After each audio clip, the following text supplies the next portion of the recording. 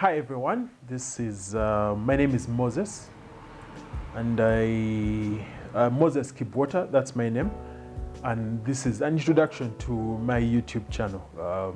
YouTube channel is by my name, but also just felt like I should start going through the book of Proverbs in this new series that we're going to call Proverbs for Life, or Proverbs to Make You Wise.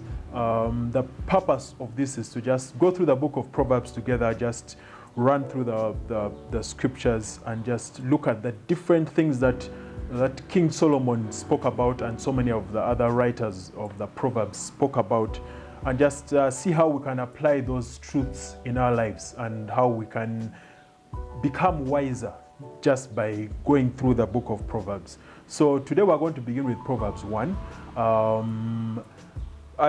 One of the things that I like about the book of Proverbs, apart from the fact that I was instructed to read a chapter of Proverbs every day by my pastor, Apostle Moses Mukisa of Worship Harvest Ministries, is that it is simple and yet complicated and yet simple.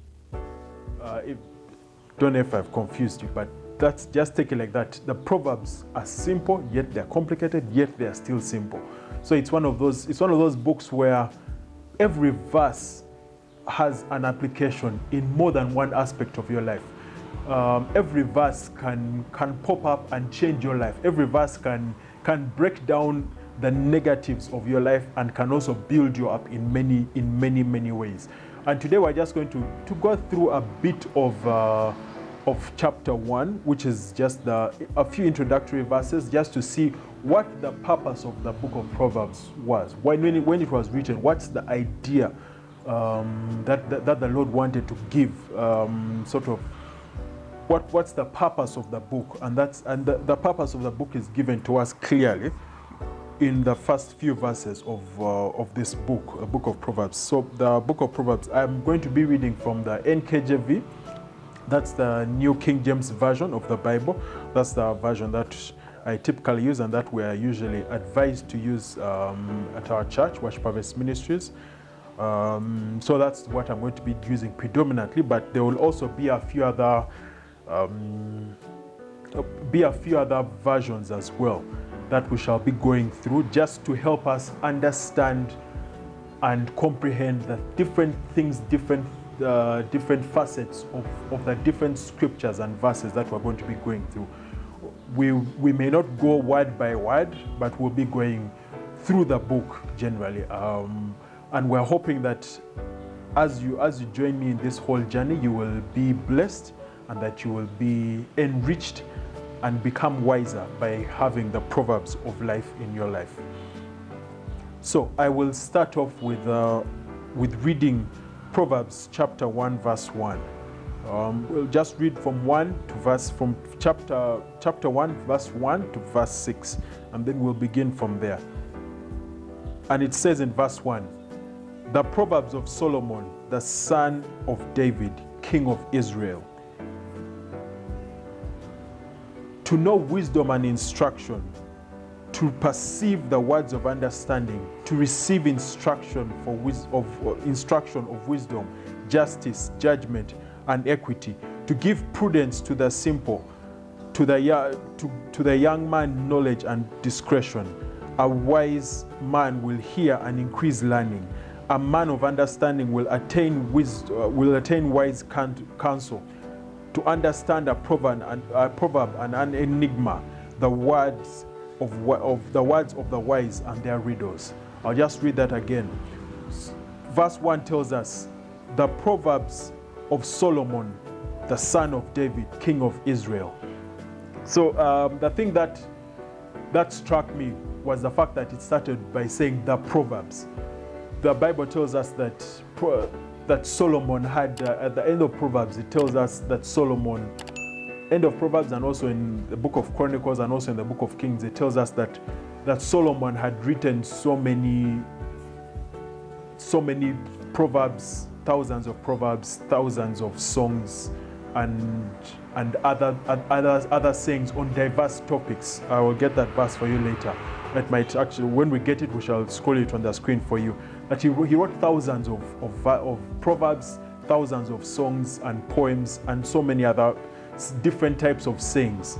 And it interested the Proverbs of Solomon really interested me, because when you count the number of proverbs in the book of Proverbs, they're not actually the number that the scriptures tells us that he wrote, but they are quite a number. So in the Amplified Classic, when it says the Proverbs, in brackets it tells us truths obscurely expressed in maxims and parables.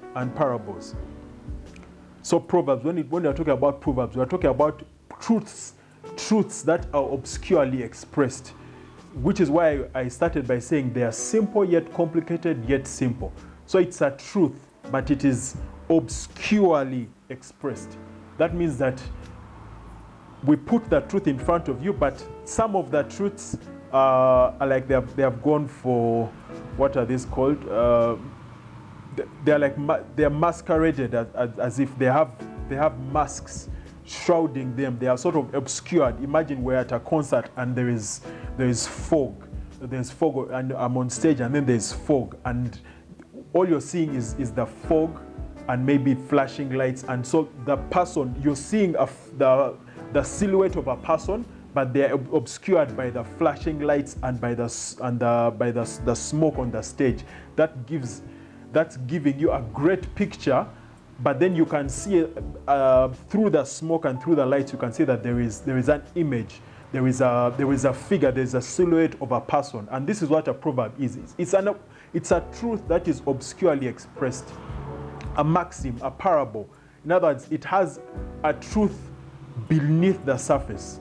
When you start taking away the layers of the Proverbs, you start seeing different truths, different expressions, and different things that you can begin to apply to your life. When you begin to meditate upon them, you begin to see new things and new ways of picking your life and putting it within those words, and your life getting better and wiser. The Bible tells us in Joshua chapter 1 that God was telling Joshua to put what's the script? Let me just get the scripture for us so that I do not misquote it. Joshua chapter 1 verse 8 tells us, it's interesting that it has just left my head, yet it was right there in my head. Chapter 1 verse 8, NKJV tells us, "This book of the law shall not depart from your mouth, but you shall meditate in it day and night, that you may observe to do according to all that is written in it. For then you will make your way prosperous, and then you will have good success." Let me read that again. This book of the law, the same thing with the Proverbs, the book of Proverbs. In this case, let's remove the word the book of the law and add the book of the book of Proverbs. This book of the Proverbs shall not depart from your mouth. In other words, you shall have it. We shall start memorizing it and having it on our lips, on our mouths. Then it shall not depart from your mouth, but you shall meditate on it day and night. Means when you get a proverb, don't just read it and just scan through it. We are going to be picking proverbs and applying them in our lives, seeing how we can apply them in our marriages, in our friendships, in our relationships, in our parenting, different in our school life, in our business life, so that we can become better. And it says that, but you shall meditate on them day and night. In other words, we're going to be meditating upon them day and night. And after we've meditated on them day and night, then you may observe to do according to all that is written in it. The thing about a wise word is that once you do not practice it, you do not become wise. Yes, as long as you know a truth, but you do not practice it, you're not living the truth. It's like reading a sign that says "Do not enter," and then you enter, and then somehow, because of not heeding the warning, a dog attacks you. Or in some instances, we have seen on some riverbanks or some lake shores, there is a sign, maybe crocodiles in the water, "Do not swim here." But because you decided, I've read it, but I feel like that is not my truth, it is just a truth. But it's plain and simple. But if you decide to enter the water, and then for some reason a crocodile happens to swim by you and take a bite off your leg, really, we can't blame the crocodile. We blame you, because the sign was clear: do not enter here, do not swim in this water, warning crocodiles in the water. Or someone would have a signpost on their gate saying, beware of dogs, and then you decide to jump over the fence and jump in, or just walk into the compound through that gate. If a dog attacks you, well, we can't blame the dog, because you are warned that the dog was there. So it's the same thing with us here, that you may observe to do all that is written in it, for then you will make your way prosperous, and then you will have good success. So it's the same thing with the scriptures, with the book of Proverbs. You have these truths. Once you apply them, then you will become wise, because we are told clearly.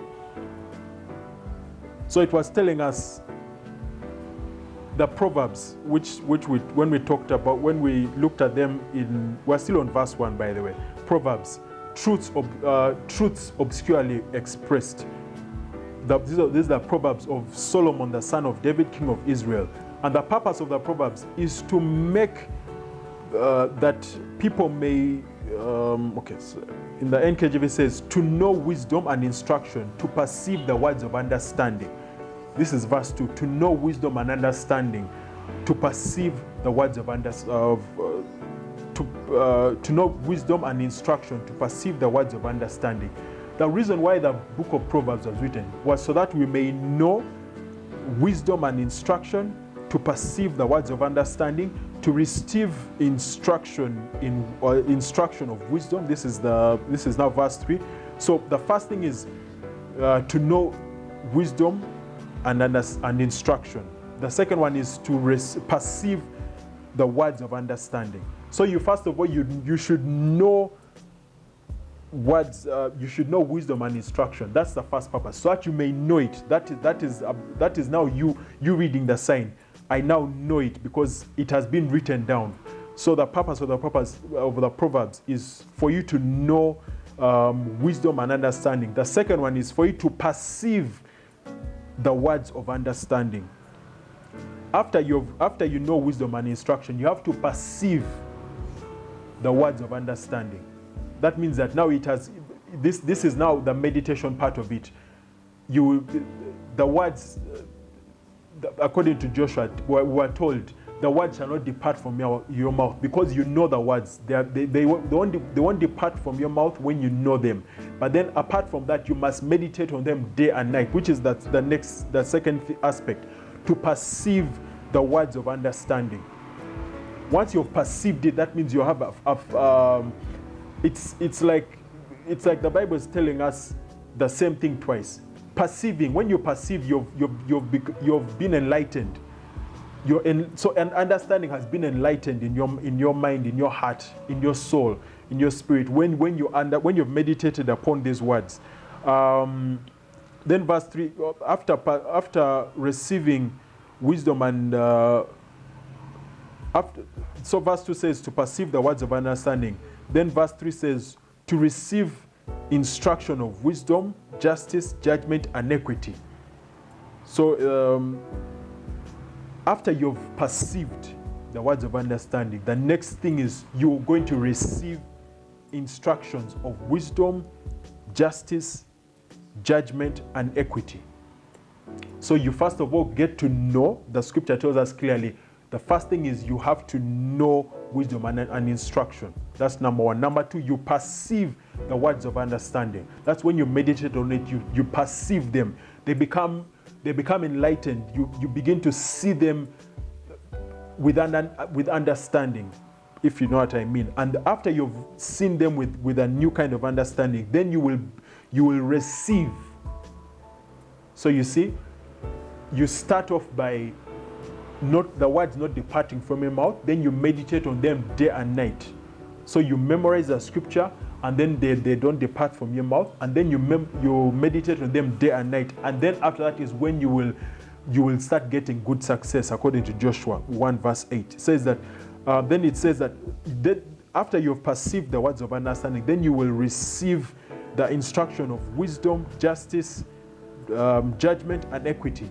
Then after that, it will be able to give you prudence, give prudence to the simple. So the Proverbs give prudence to the simple. If you're simple means you're, not that you're stupid, just that you're like a child is simple. They don't have much understanding, but as you gain understanding, you gain knowledge, you gain wisdom, then now you begin to be prudent. For instance, a child is not prudent. If you ask a child to cook with to light a matchstick and light a fire and cook, they may not be able to have enough prudence to do the task of cooking.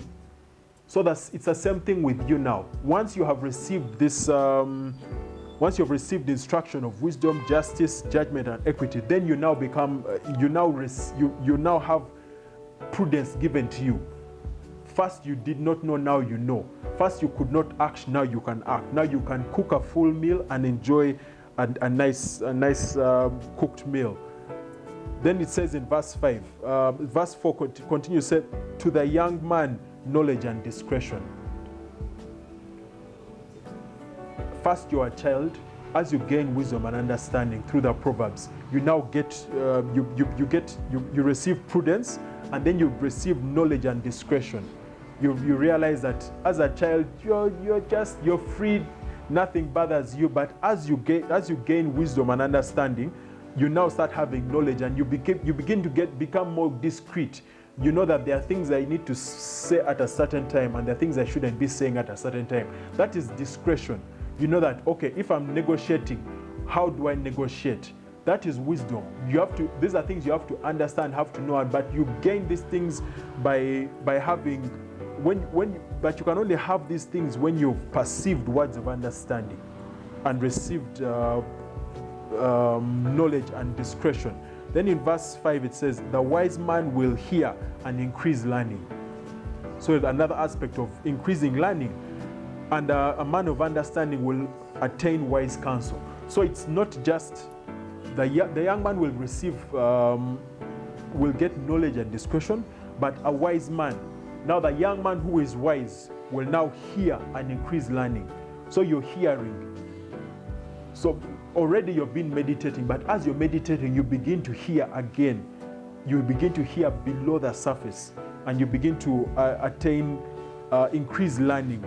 And a man of understanding will attain wise counsel. Yes? To understand a proverb and an enigma, the words of the wise and their riddles. So we shall break this down more in the next episode. But for now, this is just sort of an introduction to the book of Proverbs. And we shall break this down a bit more so that you can understand why you need to be wise. You have to decide that I need to be wise. And you have to decide that, because the book of Proverbs, when we go through it, it talks about many things. It talks about the foolish man many times as well. Foolish man or woman in this case. And we want to turn ourselves from being foolish to being wise. We want to become that person who is not just simple, but who is, it says it here, to give prudence to the simple. We're not just simple, but we have received prudence. We have received understanding. We have received wisdom. We have received instruction of wisdom, justice, judgment, and equity. So remember what we have said, that these are obscure truths that are expressed, enigmas, maxims, and proverbs. That's what the Bible tells. Those are what proverbs. That's what the proverbs are. So our first task is to know and to know wisdom and instruction. The second thing is to perceive the words of understanding. And the third thing is to receive the instruction of wisdom, justice, judgment, and equity. And once we have done that, then we shall be able to receive a heart of prudence, where the proverbs, as we have been told, are truths obscurely expressed, and maxims, parables. And we know that the purpose is for us to know wisdom and instruction. Knowing it, that's the first thing. The signpost says, this is wisdom. That is, so we know that this is wisdom. The second is for us to perceive the wise, the words of understanding. So that's the second truth, the second thing that we need to do. Perceive words of understanding, so that we may receive instruction of wisdom, justice, judgment, and equity. And once we have received those, then we shall be given prudence. To us who are simple, we shall be given prudence. And to the young man, a young man or young woman will receive knowledge and discretion. So some of these words seem like they're repeated, but they are different dimensions of reception. Yes? And then the verse 5 tells us, a wise man will hear and increase learning. So that this is one of the goals. We want to be able to get to a point where we hear. We not just hear once, but hear several times. We hear the first time when we see the signpost. We hear again when we meditate upon these words. When we're meditating upon these words, the scripture tells us that the second part is as we are meditating, we are perceiving the words of understanding. That's the second dimension. Then after we have perceived them in the daily meditation, day and night meditation, then we shall receive instruction. And the young man will receive knowledge and discretion. Then the warning here is for us to be wise. The wise man does one thing. He receives, he will hear and he will learn. So are you hearing and are you learning? That's the thing that we must ask yourself. What have I learned? After I have read the signpost, what have I learned? Yes? And the man of understanding will obtain wise counsel. When you have received wise counsel, that means you're now acting on it. Because you cannot act on something you have not received. For instance, you cannot drive a car you haven't received. So if you're driving the car of wisdom, that means that you have seen the signpost saying car available, and you have understood that the car is available, and you have decided to enter that car, and you have decided to drive that car. That is what we want to do. We have learned that there is wisdom available, and we have decided to enter that vehicle of wisdom, and we're going to drive that vehicle of wisdom. That means that it will take us now from point A to point B, and it can only take us where it has asked us, where it is designed to go. That's the word. So wisdom can only take you where it is designed to take you. That's the last part. A man of understanding will attain wise counsel. You cannot have wise counsel and then go down to the ditch of foolishness. No. That means that when you're driving the car of wisdom, we are going to be driving on the tarmac road of wisdom. When you it's not an off-roader, it's like a sports car. Wisdom is like a sports car which has to be on a racetrack, and it can't be you can't take it down to the forest trail where there are stones and rocks. It's not designed for that. It is designed for the straight path of the racetrack. So in the next episodes, we'll be digging deeper into these things, and you will be blessed. God bless you.